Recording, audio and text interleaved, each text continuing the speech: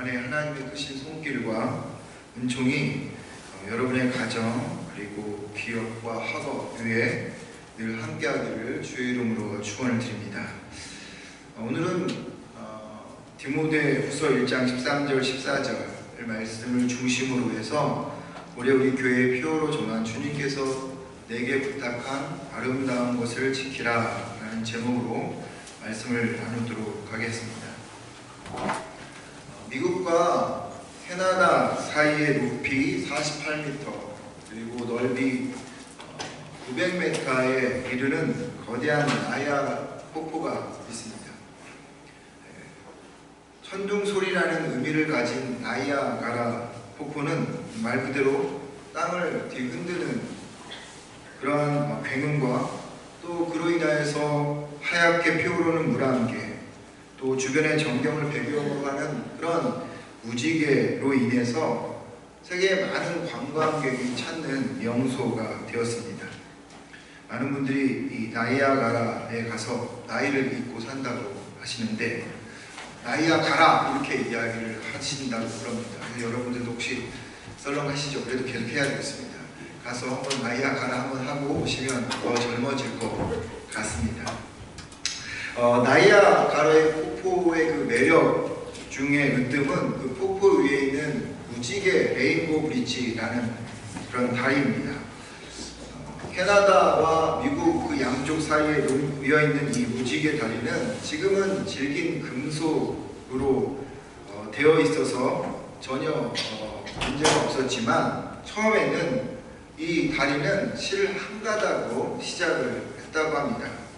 1847년에 현수교 설계 시공자였던 찰스 앨런 주니어라는 사람이 이 캐나다와 미국 사이에 연줄을 띄워서 미국 쪽에서 그것을 받았고 거기에다가 코일을 매달아서 이제 줄을 연결시킨 것이죠.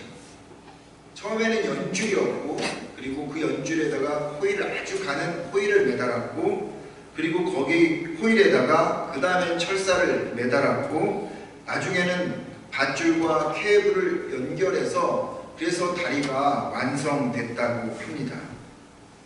지금은 단단한 그런 금속으로 와이어로 되어 있지만 이 무지개 다리의 시작은 가는 연줄로부터 시작했다는 것이죠. 시작이 반이다 라는 말이 있죠. 쉬운 일이든 어려운 일이든 시작하지 않으면 절대 그 결말을 볼 수 없다고 하는 것입니다. 인류의 만리 장성 혹은 피라미드도 처음 건축물도 벽돌 한 개에서부터 시작했다라고 하는 것을 우리가 기억해야 할 겁니다. 미국의 유명한 가수이자 강연가였던 레스 브라운이라는 분이 이런 이야기를 했습니다. 시작하기 위해 위대해질 필요는 없지만 위대해지려면 시작부터 해야 합니다. 시작하기 위해 위대해질 필요는 없지만 위대해지려면 시작부터 해야 된다라고 이 레스 브라운은 이야기를 했습니다. 흔히들 요셉을 꿈의 사람으로 알고 있습니다. 젊은 나이에 30대 초반에 그는 그 당시 최대 강국이었던 애굽의 2인자가 되었습니다. 그가 애굽의 총리가 될 수 있었던 것은 그의 꿈 때문이라고 사람들은 생각합니다. 그런데 절대 그렇지 않습니다. 그가 총리가 된 것은 그런 꿈을 꾸었기 때문이 아니라 그 꿈 앞에서 하루하루 최선을 다하고 신실하게 살았기 때문입니다. 수없이 많은 사람들이 요셉과 같은 꿈을 꿉니다. 그러나 그 꿈을 이루는 사람은 많지 않죠. 다 그 꿈을 이루지 못합니다. 왜냐하면 꿈은 꾸지만 그 꿈 앞에서 신실하게 하루하루의 삶을 살아가는 자들이 많지 않기 때문이라는 거죠. 꿈에 대한 결과물을 얻지 못하는 이유는 꿈에 합당한 삶을 살지 못하는 것 아닌가라는 생각을 해보게 됩니다. 올 한 해를 시작했습니다. 기해년 2019년을 시작하면서 우리는 또 목표를 정했습니다. 그리고 나름대로 그 꿈을 가지고 있습니다. 그런데 그 꿈과 목표를 이루기 위해서 한 발자국이 중요하고 시작이 중요하다고 하는 거죠. 내가 가진 것이 작고 그리고 보잘것없이 보여도 꾸준히 매일매일 신실하게 노력하고 그것을 성장시켜 나가면 우리가 그 어느 순간 그것이 거대하게 내 앞에 서 있는 것을 보게 된다라고 하는 겁니다. 그러기에 꿈이라는 것은, 목적이라고 하는 것은, 비전이라고 하는 것은 먼 미래의 것이 아닙니다. 오늘의 것이죠. 하루 한 날 내게 주어진 날을 최선을 다하는 것입니다. 그렇게 신실하게 그 꿈을 우리가 이뤄가야 한다라고 하는 거죠. 우리 눈에 보는 선이 있죠. 그 선은 여러분 자세히 들여다보면 점 하나하나가 뭉쳐져서 선이 되어지는 것입니다. 하나님이 각자에게 주신 꿈이 있다면 12월 30일을 보고 달려가는 것이 아니라 오늘 1월 16일을 신실하게 살고 그리고 내일 1월 17일을 또다시 신실하게 살면 그렇게 날마다 점점점을 신실하게 최선을 한 발자국 한 발자국 살아가면 12월 30일에는 우리는 선이 되어 있는 것을 보게 되어진다고 하는 것이죠. 내가 품은 꿈과 소망이 선이 되어 있음을 12월 30일에 우리는 보게 되어진다는 것입니다. 그래서 첫 발이 중요하고 그리고 첫 시작이 중요한 것이죠. 그 첫 발이 도전이 되어질 수도 있고 모험이 될 수도 있습니다. 근데 도전이 되어지고 모험이 되어지기 위해서는 필요한 게 용기입니다. 반드시 용기가 뒤따라야 한다는 것이죠. 왜냐하면 그 한 발을 내딜 때 우리는 이전과 맞부딪혀 보지 못했던 일들을 맞부딪히게 되기 때문입니다. 그래서 거기에는 용기가 필요한 것이죠. 도전과 모험을 하기 위해서는 용기가 필요하다라고 하는 것입니다. 포기하지 않고 도전하고 또 도전하면 우리 자신이 성취하고자 하는 그 골에 도착한다는 거죠. 1924년 말로리라고 하는 사람이 처음으로 에베레스트 산을 정복하고자 떠났습니다. 1차 실패하고 2차 실패했습니다. 그리고 3차에는 데리고 갔던 많은 대원들과 함께 묻혀버렸습니다. 그리고 죽었습니다. 살아남은 등산대원들이 돌아오는 그 과정 속에서 이제 그들을 위로하는 모임을 갖게 되었습니다. 그런데 그 모임 장소에 큰 에베레스트 산의 그림이 있었습니다. 생존에 돌아온 대원 중 한 사람이 그 사진을 한참 동안 지켜보다가 펜을 들고 그 사진 밑에 이렇게 적었습니다. 에베레스트여, 너는 3번 우리를 패배시켰다. 그러나 우리는 반드시 이길 것이다. 왜냐하면 너는 더 높아지지 않을 것이지만 우리는 꿈과 이상 그리고 힘을 가지고 있고 그것은 날마다 높아질 것이기 때문이다 라는 것. 그래서 그렇게 적은 1년 후에 에베레스트 산은 인간에 의해서 할랄이라고 하는 에드먼드 할랄이라고 하는 사람에 의해서 정복되었습니다. 사람들은 새해를 맞이하면서 작년과 다른 한 해를 살고 싶어합니다. 정치, 경제, 문화, 사회, 물론 신앙적인 부분에서도 새로운 일들이 일어나기를 바랍니다. 우리 역시도 우리 신앙에서, 우리 가정 안에서 내가 하는 일과 공부 속에서 새로운 일들이 일어나기를 기대합니다. 근데 여러분 자세하게 한번 생각해 보십시오. 작년 이맘때 우리가 이런 생각을 하지 않았습니까?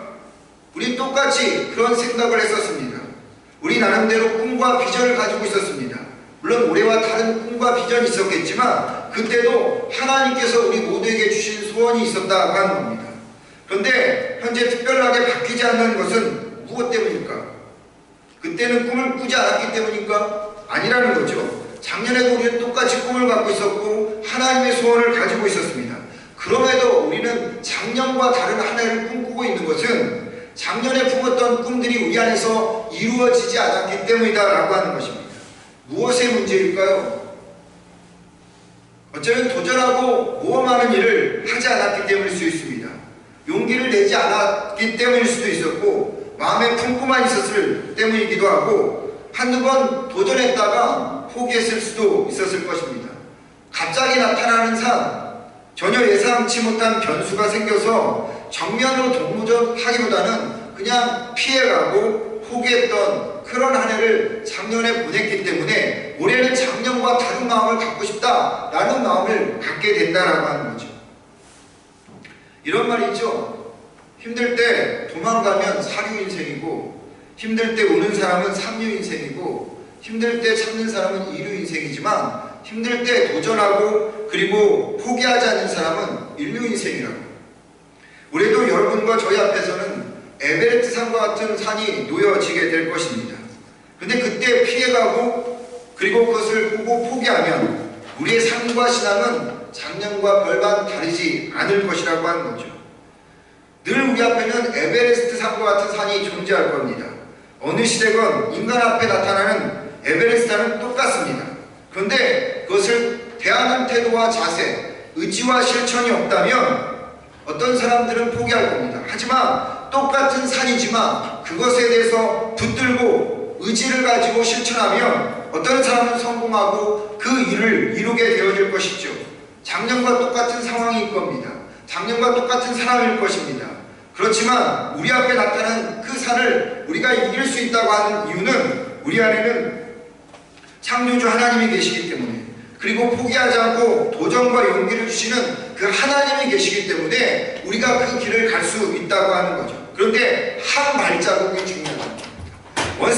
원스텝 내 앞에 있는 장애물을 한 발자국 나가게 되면 저 멀리 보는 것이 아니라 지금의 나의 모습을 보면서 한 발자국 나가게 되면 우리는 커져 있지만 에베레스트 산은 여전히 그들의 모습으로 있다고 하는 사실입니다. 제가 제일 좋아하는 인물 중에 한 사람이 칭기스칸이라고 말씀을 드렸죠. 테무진이라고 하는 사람인데 워싱턴 포스트지와 그리고 뉴욕타임즈와 포춘지와 그리고 타임지에서 세계사에서 가장 위대한 인물로 뽑았던 사람이 칭기스칸입니다. 그를 선정한 이유는 이 테무진이 오늘날 우리가 살아가고 있는 이 현대화의 기초를 놓았기 때문이라고 그 이유를 설명하고 있습니다. 징기스칸을 인해서 문명과 물자와 과학기술과 정보와 사람들이 빠르게 이동하게 되었고, 이로 인해서 유럽과 아시아가 연결되어지는 그런 현대화의 기초를 놓았기 때문에 이 징기스칸이라고 하는 사람이 천년 역사상의 가장 위대한 인물로 선정이 되었습니다. 이 테무진의 몽골 제국은 4가지의 특징이 있는데, 첫 번째, 정보전과 속도전이었습니다.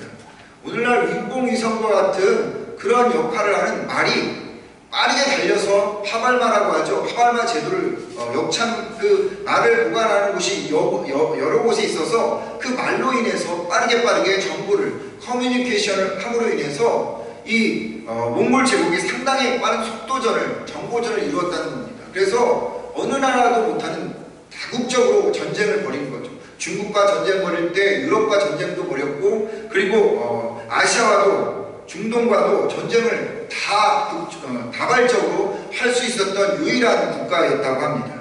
그리고 자유무역 국가였다고 합니다.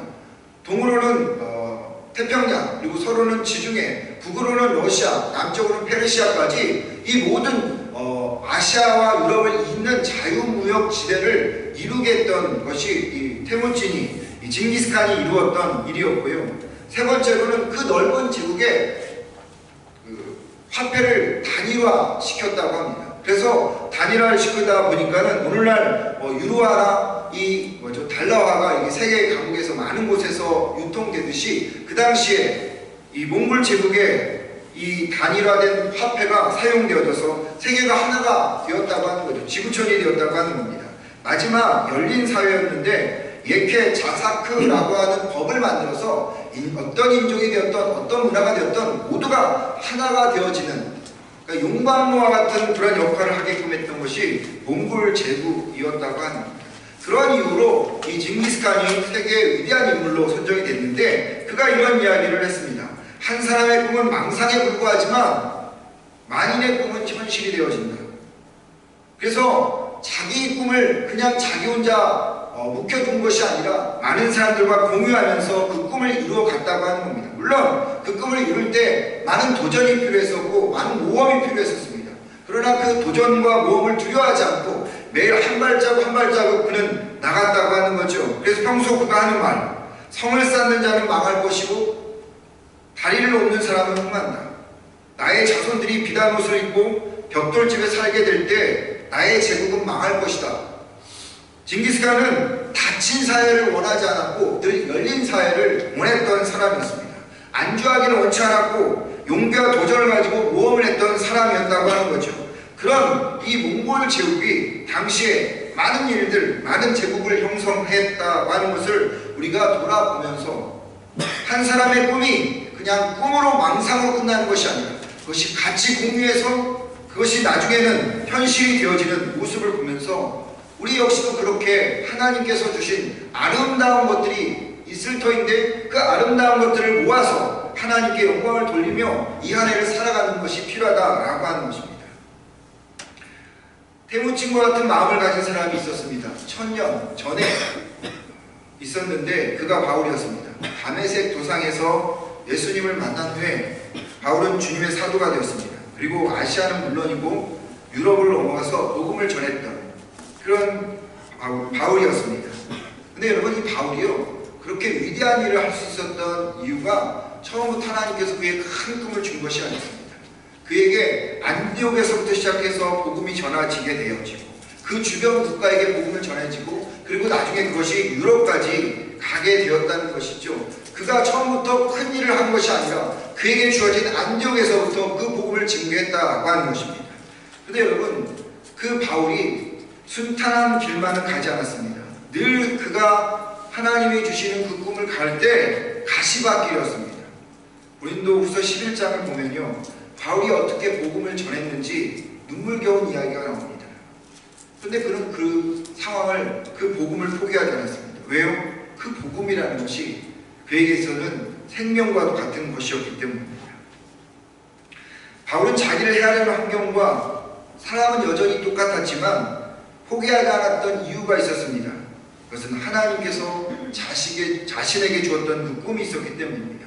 그래서 그는 힘들고 어려웠지만 현실에 안주하지 않았고 머물지 않았습니다. 도전하고 모험했습니다. 마치 태무친과 같이 엄청난 역사를 이루어갔다고 하는 것입니다.